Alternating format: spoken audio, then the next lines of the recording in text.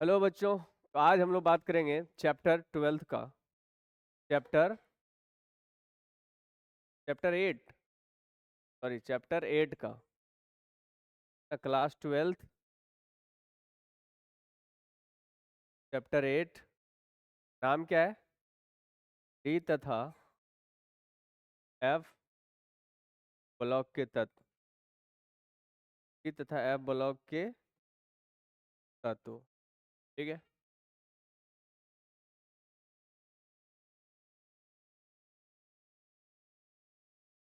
D तथा block के तत्व।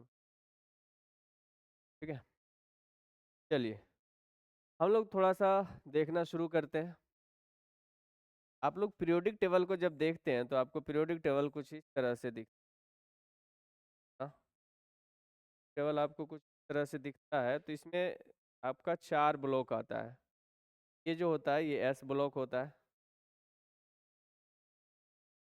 ये क्या होता है? डी ब्लॉक होता है। फिर डी ब्लॉक है। ये एफ ब्लॉक है।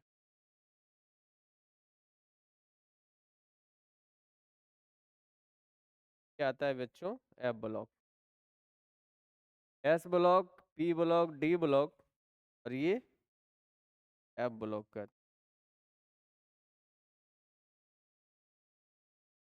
डी ब्लॉक को तत्व को संक्रमण तत्व कहा जाता है। कौन सा तत्व? संक्रमण। ठीक है। और तो कहते हैं अंतः संक्रमण। संक्रमण के आपको दिखेगा कि यहाँ से अंदर से निकल रहा है। ये डी ब्लॉक के अंदर से निकल रहा है। डी ब्लॉक जो है एस और पी ब्लॉक के बीच में है। डी ब्लॉक कहाँ है? एस और पी ब्लॉक के बीच में। तो इसीलिए इसको कहते हैं संक्रमण तत्व। बीच वाला अवस्था संक्रमण अवस्था का कहलाता है। कोरोना जब शुरू हुआ था और अंत हुआ था के बीच जो कोरोना का स्टेज है उसको क्या कहते हैं? संक्रमण स्टेज, संक्रमण अवस्था। संक्रमण के अंदर से है तो इसको कहते हैं अंतः संक्रमण। क्या कहते हैं? अंतः संक्रमण तत्व।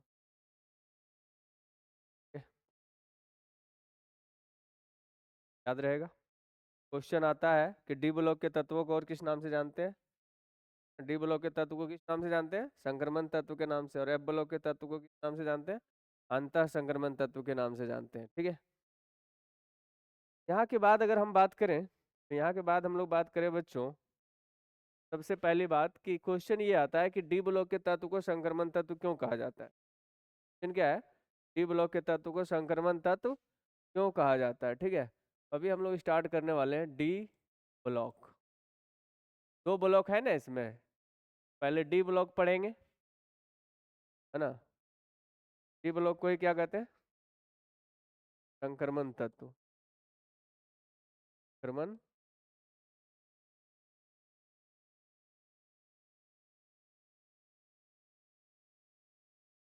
संक्रमण तत्व किसे कहते हैं? ठीक है। संक्रमण तत्व वे होते हैं, संक्रमण तत्व एस तथा ब्लॉक के तत्व बीच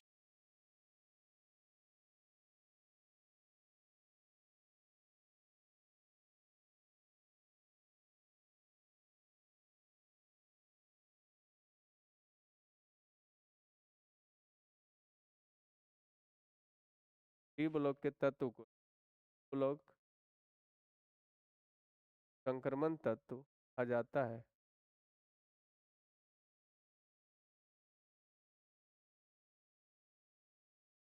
डी ब्लॉक के तत्व को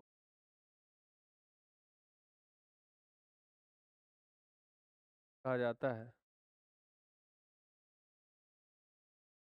कहा जाता है क्योंकि के गुण के गुण स्थान स्थान एस ब्लॉक हाँ, डी ब्लॉक के बीच है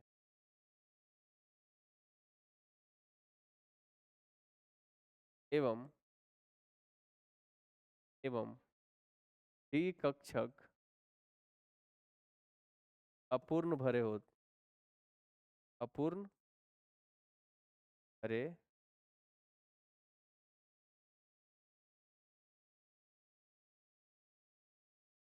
भरे दो कारण है। इसका स्थान क्या है? एस और पी के बीच है। इसका गुण भी लगभग एस और पी के बीच में ही आता है। और इसमें डी कक्षक अपूर्ण होते हैं। डी कक्षक क्या होता है? अपूर्ण होते हैं। तो आईयूपीएससी के हिसाब से इसको संक्रमण बोला जाता है। क्या बोला जाता है? संक्रमण तत्व बोला जाता है।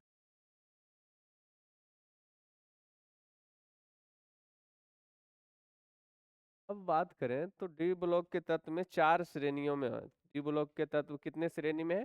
4 श्रेणी में देखेंगे। डी ब्लॉक की 4 श्रेणियां है।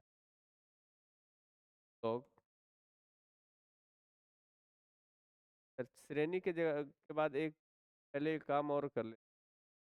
समान इलेक्ट्रॉनिक विन्यास है ना। डी ब्लॉक का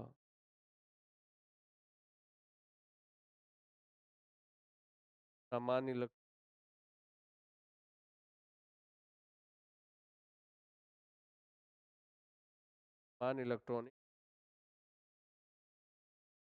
आप लोग जानते हैं कि एस ब्लॉक का क्या होता है?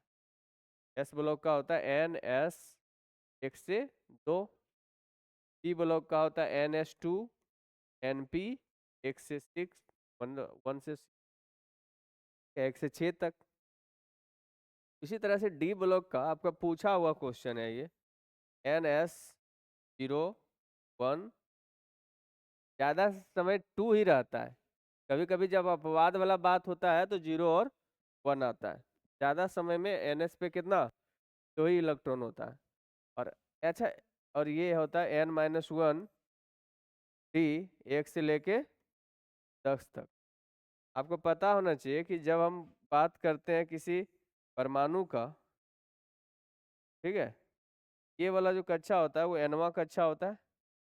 एक पहले वाले N-1वां होता है। एक पहले और पहले N-2वां होता है। ठीक है, तो इसको हम ऐसे कहते हैं कि nवां कक्षा का एस उपकक्षा, nवां कक्षा का एस उपकक्षा में 0 भी इलेक्ट्रॉन रह सकता है, 1 इलेक्ट्रॉन, 2 इलेक्ट्रॉन तो रहता ही है। ज्यादा समय में 2 ही रहता है। लेकिन कभी कभी एक और जो भी देखा जाता है। और N-1 डी में 1 से लेके कहाँ तक? 10 तक होता है। ठीक है, यहाँ तक हो गया। अब हम लोग देखेंगे, जब आप डी ब्लॉक को देखिएगा तो डी ब्लॉक में 4 सीरीज है। कितना सीरीज होता है? 4 सीरीज होते हैं, 4 श्रेणियां होती है। देखेंगे डी ब्लॉक में, डी ब्लॉक में कुल 4 श्रेणियां।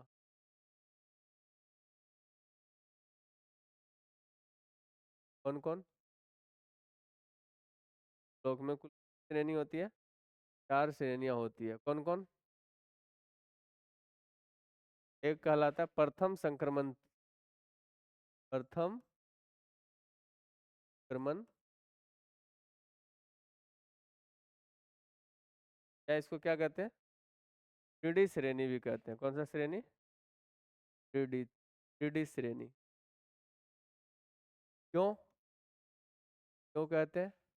कहाँ से कहाँ तक है? स्कैंडियम से लेके जिंक तक, है ना। तो जो अंतिम कक्षा के इलेक्ट्रॉन होते हैं ना, वो 3D कक्षक में जाता है। अंतिम इलेक्ट्रॉन किस में जाता है? 3D कक्षक में, है ना। अंतिम इलेक्ट्रॉन, इलेक्ट्रॉन कक्षक में प्रवेश करता है। कक्षक में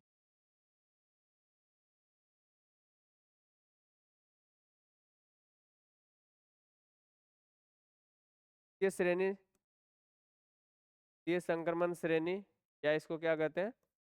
4D श्रेणी, 4D इट्रियम से लेके कैडमियम तक। तृतीय संक्रमण श्रेणी, श्रेणी या इसी को क्या कहेंगे, 5D।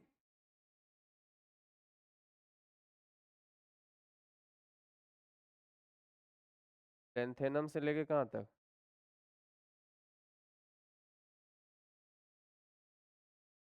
चतुर्थ बात करें, चतुर्थ संक्रमण श्रेणी जो होता है इसको हम लोग कह सकते हैं डी।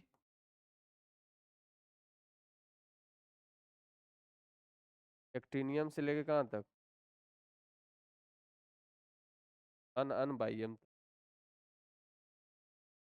दोबारा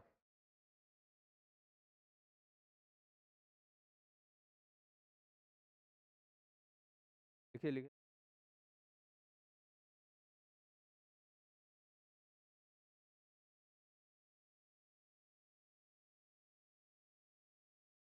चलिए अब आगे देखते हैं। आगे हम लोग बात करेंगे संक्रमण अवस्था का। संक्रमण, ऑक्सीकरण अवस्था। आज कुछ गड़बड़ ज्यादा हो रहा है नहीं, ऑक्सीकरण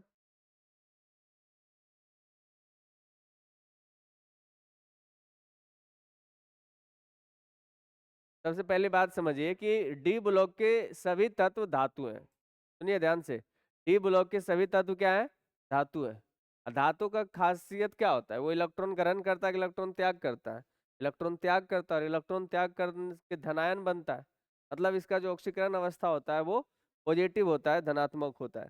ठीक है, तो धनात्मक होने के का कारण क्या है, ये इलेक्ट्रॉन का त्याग करता है। क्या करता है, इलेक्ट्रॉन का त्याग करता है। अब समझिए ध्यान से, जो ऑक्सीकरण अवस्था है वो वेरिएबल होता है, परिवर्तनशील होता है। परिवर्तनशील इसलिए होता है कि इलेक्ट्रॉन 3D कक्षक खाली होता है। खाली होने के कारण से ये किसी एस वाला इलेक्ट्रॉन डी में चला जाता है, या डी वाला ही इलेक्ट्रॉन कई बार पेयर रहता है, जोड़ा में रहता है, अलग अलग हो जाता है। इस कारण से इसकी जो ऑक्सीकरण अवस्था है वो क्या होती है, चेंज हो सकती है, परिवर्तनशील होती है। जैसे आयरन का Fe2+ है, ये बदल जाता है किसमें, Fe3+ में। लेकिन सोडियम का हमेशा जब भी रहेगा तो +1 ही रहेगा। सोडियम का कितना रहेगा, +1 ही। तो ये एस ब्लॉक वाला अपना ऑक्सीकरण अवस्था चेंज नहीं कर पाता, लेकिन ये क्या कर सकता है, डी ब्लॉक वाला अपनी ऑक्सीकरण अवस्था चेंज कर सकता है। तो जो ऑक्सीकरण अवस्था होती है इसकी चेंजेबल होती है, परिवर्तनशील होते हैं। तो क्या लिख सकते हैं, डी ब्लॉक के तत्वों की परिवर्तनशील ऑक्सीकरण अवस्था होती है। कैसा होती है, परिवर्तनशील अवस्था होती है, करण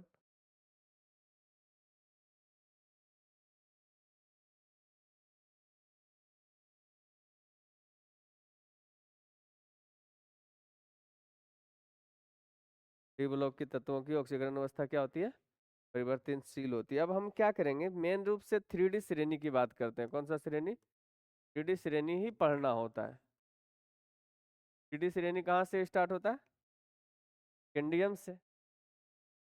cadmium, titanium, vanadium, manganese, iron, cobalt, nickel, copper. ठीक है, अगर आप इलेक्ट्रॉनिक विन्यास की बात करें, स्कैंडियम का इलेक्ट्रॉनिक विन्यास करेंगे 21 होता है। स्कैंडियम का कितना होता है, 21 होता है। बताइए इसका इलेक्ट्रॉनिक कॉन्फ़िगरेशन कैसे करते हैं, यहाँ पे कर 1s2 2s2 3s2, बाद क्या आता है 4s2 3d1। जितना भी दिख रहा है ना सब में, कहाँ से कहाँ तक, यहाँ से यहाँ तक, यहाँ से यहाँ तक सेम ही होता है सब में। चेंज होता है कहाँ पे होता है, 4s और 3d में, 4s और 3d में। यहाँ पे हम स्कैंडियम का अगर लास्ट वाला इलेक्ट्रॉनिक कन्फिगरेशन लिखें तो लिखेंगे 4s2 3d1। क्या लिखेंगे तो क्या लिखेंगे 4s2 3d2। क्या लिखेंगे 4s2 3d3 का क्या लिखेंगे 4s1 होगा 4s1 होगा 3d5 होगा। मैं बताया था ना 11th में ही बताए थे क्रोमियम और कॉपर वाला में S1 आ जाता है। क्या आ जाता है S1 होता है। क्यों? क्योंकि अर्धपूरित और पूर्ण पूरित कक्षक ज्यादा स्थायी होता है। स्थायित्व के नियम के हिसाब से हमने इसको बताया था। मैग्नीज क्या होता है 4s2 3d5 का 4s2 3d6 4s2 3d7 4s2 3d8 4s1 3d10 4s2।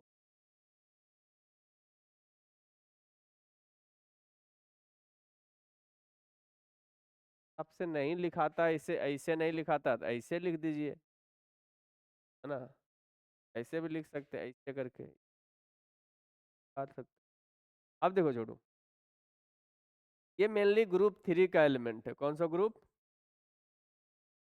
कौन सा ग्रुप? तीसरा ग्रुप का है। 2 और 1 3।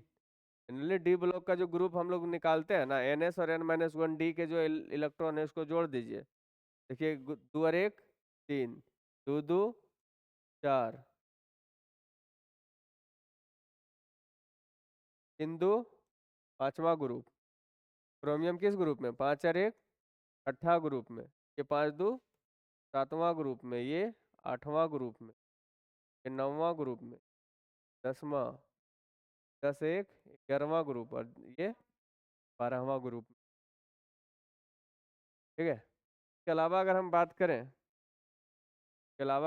करें, तो इसकी जो ऑक्सीकरण अवस्था है, देखिए जनरली अंतिम कक्षा के इलेक्ट्रॉन, है ना, जनरली अंतिम कक्षा के इलेक्ट्रॉन क्या होते हैं, इनको दिया जाता है। तीसरा और चौथा में अंतिम कौन होगा? तीसरा कि चौथा? चौथा ना अंतिम होगा। लास्ट कौन होगा? हम गिनते जाएंगे इधर से 1 2 3 4, तो चौथा लास्ट होगा। उसी में से जाना चाहिए। तो अगर ये 2 इलेक्ट्रॉन देता है तो ऑक्सीकरण अवस्था क्या हो जाएगा? +2। लेकिन डी वाला क्या है? खाली है। 3p से नहीं जाएगा क्योंकि 3p पूरा पूर्ण भरा हुआ है। भरा हुआ से नहीं जाएगा, खाली वाला से जाता है। 2 गो डब्बा है, एक में आधा तेल है, एक में पूरा भर ले, अभी खुलवे नहीं किया है पैक। कहाँ से निकालोगे? खाली वाला रहेगा ओकरे से नहीं निकालेंगे। तो जनरली डी वाला भी इलेक्ट्रॉन कई बार भाग ले लेता है, उसको भी निकाल दिया जाता है, वो भी बॉन्ड बनाने में भाग ले ले। तो यहाँ पे 2 हुआ, और 2 और 1 3। 3 भी हो सकता है, 2 और 3 दोनों हो सकता है। यहाँ भी क्या हो सकता है? +2 भी हो सकता है, +3 भी हो सकता है, +4, 2 2 4 तक जा सकता है। का +2 +3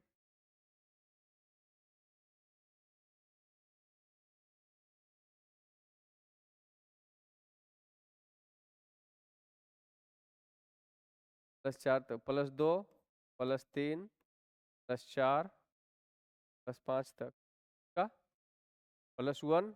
1 भी दे सकता है। +1 +2 +3 +4 +5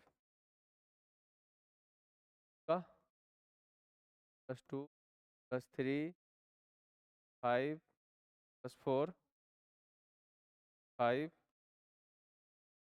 +1 तक,